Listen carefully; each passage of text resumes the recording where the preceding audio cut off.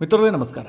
ಮಿತ್ರರೇ, ನಾನು ಚಿಕ್ಕವನಿದ್ದಾಗಲಿಂದಲೂ ಕೂಡ ಒಂದು ಸುದ್ದಿಯನ್ನು ಆವಾಗವಾಗ ನೋಡ್ತಾ ಇರ್ತೀನಿ. ಅದೇನು ಕೇಳಿದ್ರೆ, ನಮ್ಮ ಪಕ್ಕದಲ್ಲಿರುವಂತಹ ನಮ್ಮ ಶತ್ರು ದೇಶ ಪಾಕಿಸ್ತಾನ ಒಡೆದು ಹೋಗ್ಬಿಡುತ್ತೆ, ಬಲೂಚಿಸ್ತಾನ ಸಪರೇಟ್ ಆದಂತಹ ದೇಶ ಆಗುತ್ತೆ, ಸಿಂಧ್ ಪ್ರಾಂತ್ಯ ಸಪರೇಟ್ ಆದಂತಹ ದೇಶ ಆಗುತ್ತೆ, ಅಲ್ಲಿ ಸಪರೇಟಿಸ್ಟ್ ಮೂವ್ಮೆಂಟ್ಗಳು ಜಾಸ್ತಿ ಆಗ್ತಾ ಇದೆ, ಇದರ ಹಿಂದೆ ಕೈವಾಡ ಇದೆ, ಹೀಗೆಲ್ಲ ಅನೇಕ ಸುದ್ದಿಗಳನ್ನ ಆಗಾಗ ನೋಡ್ತಾ ಇರ್ತೀವಿ.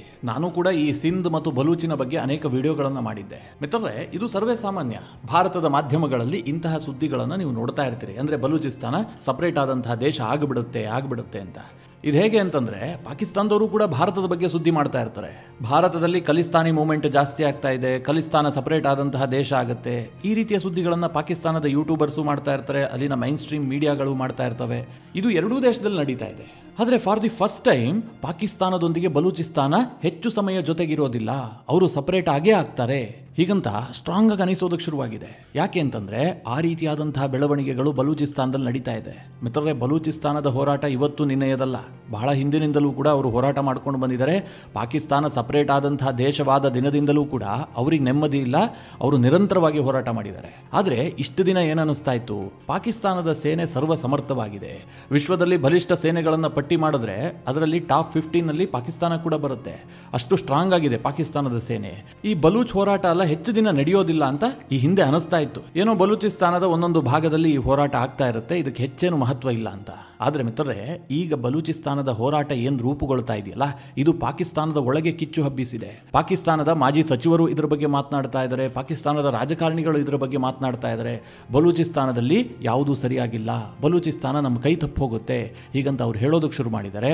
ಇದಕ್ಕೆಲ್ಲ ಕಾರಣ ಆಗಿರೋದೇನು ಕೇಳಿದ್ರೆ, ಈ ಬಲೂಚಿಸ್ತಾನ ಹೋರಾಟ ಏನಿತ್ತು ಅದು ಹೊಸ ರೂಪವನ್ನೇ ಪಡೆದುಕೊಂಡಿದೆ. ಇಷ್ಟು ದಿನ ಅವರು ಸಪರೇಟ್ ಆಗಿ ಹೋರಾಟ ಮಾಡ್ತಾ ಇದ್ರು. ಈ ಬಲೂಚಿಸ್ತಾನಕ್ಕೋಸ್ಕರವಾಗಿ ಹೋರಾಟ ಮಾಡೋದಕ್ಕೆ ಬೇರೆ ಬೇರೆ ಉಗ್ರ ಗುಂಪುಗಳಿದ್ವು, ಹಾಗೆ ಸಿಂಧ್ಗೋಸ್ಕರ ಹೋರಾಟ ಮಾಡೋದಕ್ಕೆ ಬೇರೆ ಬೇರೆ ಗ್ರೂಪ್ಗಳಿದ್ವು.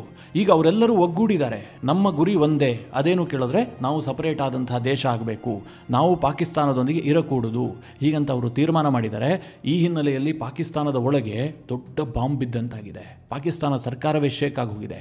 ಈ ಎಲ್ಲ ಬೆಳವಣಿಗೆಗಳ ಬಗ್ಗೆ ಸ್ವಲ್ಪ ಡೀಟೇಲ್ ಆಗಿ ನಿಮ್ಗೆ ಮಾಹಿತಿ ಕೊಡುವಂತಹ ಪ್ರಯತ್ನ ಮಾಡ್ತೀನಿ. ನೀವು ಈ ವಿಡಿಯೋನ ಕೊನೆವರೆಗೂ ಮಿಸ್ ಮಾಡದೆ ನೋಡಿ. ಈ ಪಾಕಿಗಳದ್ದು ಭಾರತದ ಮುಂದೆ ಡಿಮ್ಯಾಂಡ್ ಏನು ಹೇಳಿ, ಕಾಶ್ಮೀರವನ್ನು ನಮಗೆ ಬಿಟ್ಟುಕೊಡಿ, ಕಾಶ್ಮೀರ ನಮ್ಮದು ಅಂತ.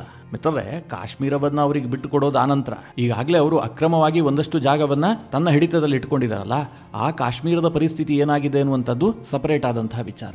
ಇನ್ನೊಂದು ಕಡೆಯಲ್ಲಿ ಪಾಕಿಸ್ತಾನದ ಮಕ್ಕಳಿಗೆ ಪಾಕಿಸ್ತಾನ ಸರ್ಕಾರ ಏನು ಬೋಧನೆ ಮಾಡುತ್ತೆ ಗೊತ್ತಾ, ಇವತ್ತಲ್ಲ ನಾಳೆ ಹಿಂದೂಸ್ತಾನವನ್ನ ನಾವು ವಶಕ್ಕೆ ಪಡಿತೀವಿ, ಹಿಂದೂಸ್ತಾನ ಪಾಕಿಸ್ತಾನದ ಭೂಭಾಗ ಆಗುತ್ತೆ, ಸಮಸ್ತ ಹಿಂದೂಸ್ತಾನವೂ ಕೂಡ ಇಸ್ಲಾಂ ಧರ್ಮವಾಗಿ ಪರಿವರ್ತನೆ ಆಗತ್ತೆ. ಹೀಗೆ ಅವರ ಮಕ್ಕಳಿಗೆ ಇಂತಹ ಕೆಟ್ಟ ವಿಚಾರಗಳನ್ನೇ ಬೋಧಿಸ್ತಾರೆ. ಇದನ್ನು ಓದ್ಕೊಂಡು ಅವರು ಬೆಳೀತಾರೆ. ಹೌದು, ಪಾಕಿಸ್ತಾನದ ಸೇನೆಗೆ ಅಷ್ಟು ಸಾಮರ್ಥ್ಯ ಇದೆ ಅಂತ ಅವ್ರು ಓದ್ಕೊಂಡು ಬೆಳೀತಾರೆ. ಭಾರತದ ಮುಂದೆ ಎಷ್ಟು ಬಾರಿ ಮಂಡಿ ಊರಿದ್ದಾರೆ, ಯಾವ್ಯಾವ ಯುದ್ಧದಲ್ಲಿ ಯಾವ ರೀತಿಯಾಗಿ ಸೋತಿದ್ದಾರೆ, ಇದು ಯಾವುದು ಕೂಡ ಪಾಕಿಸ್ತಾನದ ವಿದ್ಯಾರ್ಥಿಗಳಿಗೆ ಗೊತ್ತಿರೋದಿಲ್ಲ. ಯಾಕೆಂದ್ರೆ ಅದನ್ನು ಬೋಧಿಸೋದೇ ಇಲ್ಲ. ಇತಿಹಾಸವನ್ನ ಹೈಡ್ ಮಾಡಿ ಒಂದಷ್ಟು ಸುಳ್ಳನ್ನ ಅವರ ತಲೆಗೆ ತುಂಬುವಂತಹ ಕೆಲಸವನ್ನ ಪಾಕಿಸ್ತಾನ ಈ ಹಿಂದಿನಿಂದಲೂ ಕೂಡ ಮಾಡ್ಕೊಂಡ್ ಬಂದಿದೆ. ಯಾಕೆ ಇಷ್ಟೊಂದು ದೊಡ್ಡ ಪೀಠಿಕೆ ಹಾಕ್ತಾ ಇದ್ದಾನೆ, ಏನು ಹೇಳೋದು ಹೊರಟಿದ್ದಾನೆ ಅಂತ ನಿಮಗೊಂದಷ್ಟು ಪ್ರಶ್ನೆಗಳು ಬರ್ತಾ ಇರಬಹುದು. ಮಿತ್ರರೇ, ಈ ಎಲ್ಲ ಪೀಠಿಕೆ ಹಾಕ್ತಿರೋದು ಯಾಕೆ ಕೇಳಿದ್ರೆ, ಪಾಕಿಸ್ತಾನ ಪದೇ ಪದೇ ಭಾರತದ ವಿಚಾರದಲ್ಲಿ ಮೂಗು ತೋರಿಸುತ್ತೆ, ಭಾರತ ಏನೋ ಹಾಳಾಗ್ಬಿಡುತ್ತೆ, ಭಾರತ ಹಿಂದುಳಿದು ಬಿಡುತ್ತೆ, ಇದನ್ನು ಅವ್ರು ಹೇಳ್ತಾನೆ ಇರ್ತಾರೆ.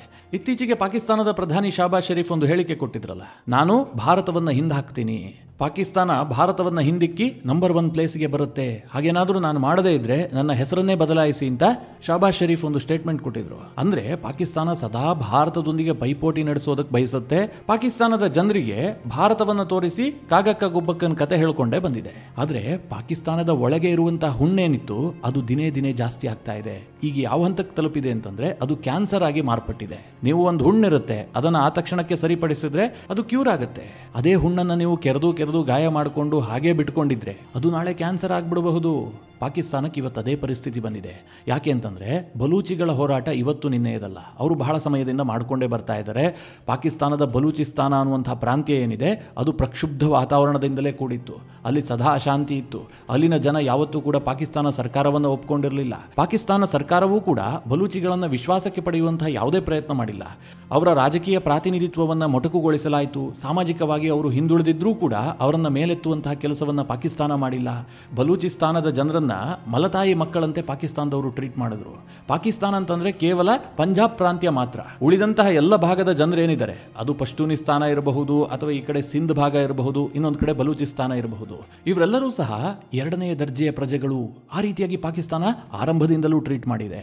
ಈ ಹಿನ್ನೆಲೆಯಲ್ಲಿ ಅವರು ಸಪರೇಟ್ ಆದಂತಹ ದೇಶ ಕಟ್ಟಿಕೊಳ್ಬೇಕು ಅಂತ ನಿರಂತರವಾಗಿ ಹೋರಾಟ ಮಾಡ್ತಾ ಇದ್ರು. ಆರಂಭದಲ್ಲಿ ಬಾಂಗ್ಲಾದೇಶದ ವಿಚಾರದಲ್ಲಿ ಇದೇ ರೀತಿಯ ಅನ್ಯಾಯವನ್ನು ಮಾಡಿದ್ರು. ಅನಂತರ ಬಾಂಗ್ಲಾದೇಶ ಸಪರೇಟ್ ಆಯಿತು. ಈಗ ಬಿಡಿ, ಬಾಂಗ್ಲಾದೇಶದ ಬುದ್ಧಿ ಕೆಟ್ಟು ಹೋಗಿದೆ, ಅದು ಬೇರೆ ಪ್ರಶ್ನೆ.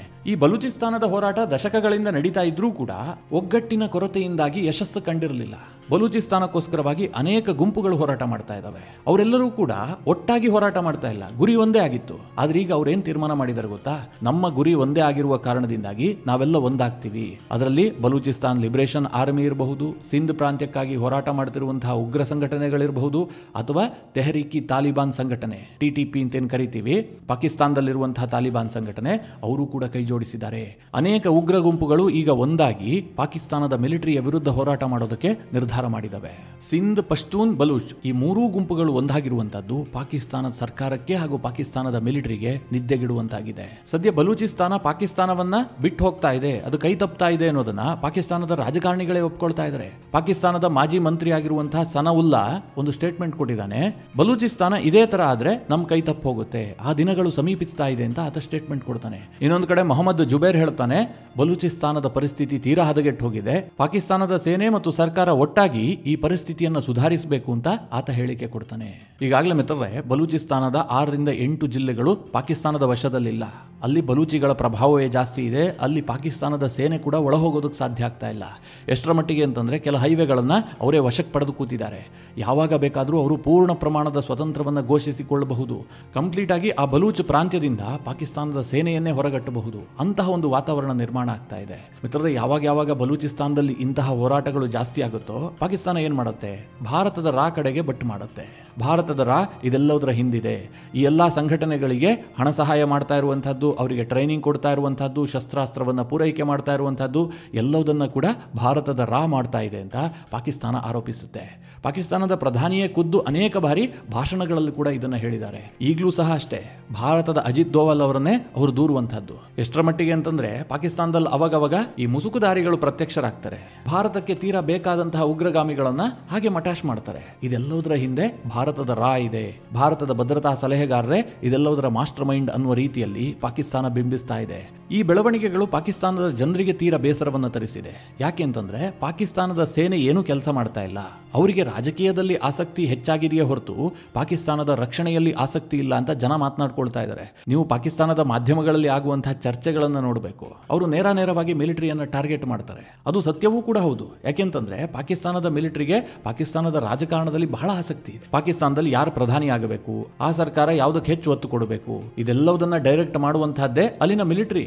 ಸದ್ಯ ಇಮ್ರಾನ್ ಖಾನ್ ರನ್ನ ಜೈಲಿನಲ್ಲಿ ಇಟ್ಟಿದ್ದಿರಬಹುದು, ಶಾಬಾಜ್ ಶರೀಫ್ ಅವರನ್ನ ಪ್ರಧಾನಿ ಮಾಡಿದ್ದಿರಬಹುದು. ಇದೆಲ್ಲದರ ಹಿಂದೆ ಮಿಲಿಟರಿಯ ಕೈವಾಡ ಇದೆ. ಇನ್ನೊಂದು ಮಜಾ ವಿಚಾರ ಏನು ಕೇಳಿದ್ರೆ, ಒಂದು ಕಡೆ ಪಾಕಿಸ್ತಾನದಿಂದ ಬಲೂಚಿಸ್ತಾನ ಕೈ ತಪ್ಪು ಹೋಗುತ್ತೆ ಅಂತ ಅಲ್ಲಿನ ರಾಜಕಾರಣಿಗಳು ಹೇಳ್ತಾ ಇದ್ದಾರೆ. ಅಲ್ಲಿನ ಪರಿಸ್ಥಿತಿ ಹಾಗೆ ಆಗಿದೆ. ಆದ್ರೆ ಪಾಕಿಸ್ತಾನದ ಮಿಲಿಟರಿ ಅದನ್ನ ಸರಿ ಮಾಡುವುದರ ಬದಲಾಗಿ, ಅಂದ್ರೆ ಬಲೂಚಿಗಳನ್ನ ಮಟ್ಟ ಹಾಕೋದ್ರ ಬದಲಾಗಿ ಬಾಂಗ್ಲಾದೇಶದ ವ್ಯವಹಾರದಲ್ಲಿ ಮೂಗು ತೂರಿಸೋದಕ್ಕೆ ಹೋಗಿದೆ. ಭಾರತ ಮತ್ತು ಬಾಂಗ್ಲಾದೇಶದ ಗಡಿಯಲ್ಲಿ ನಮ್ಮ ಸೇನೆಯನ್ನ ಬೇಕಾದ್ರೆ ಇಡ್ತೀವಿ, ಬಾಂಗ್ಲಾದೇಶದೊಂದಿಗೆ ಮಿಲಿಟರಿ ಕೋಆಪರೇಷನ್ಗೆ ನಾವು ಸಿದ್ಧ ಅಂತ ಪಾಕಿಸ್ತಾನದ ಸೇನೆ ಹೇಳ್ತಾ ಇದೆ. ಇವ್ರ ದೇಶವನ್ನೇ ಇವರು ರಕ್ಷಣೆ ಮಾಡ್ಕೊಳ್ಳೋದಕ್ಕೆ ಆಗ್ತಾ ಇಲ್ಲ. ಇನ್ನೊಂದು ಕಡೆ ಬಾಂಗ್ಲಾದೇಶವನ್ನು ರಕ್ಷಣೆ ಮಾಡ್ಕೊಳ್ತಾರಂತೆ.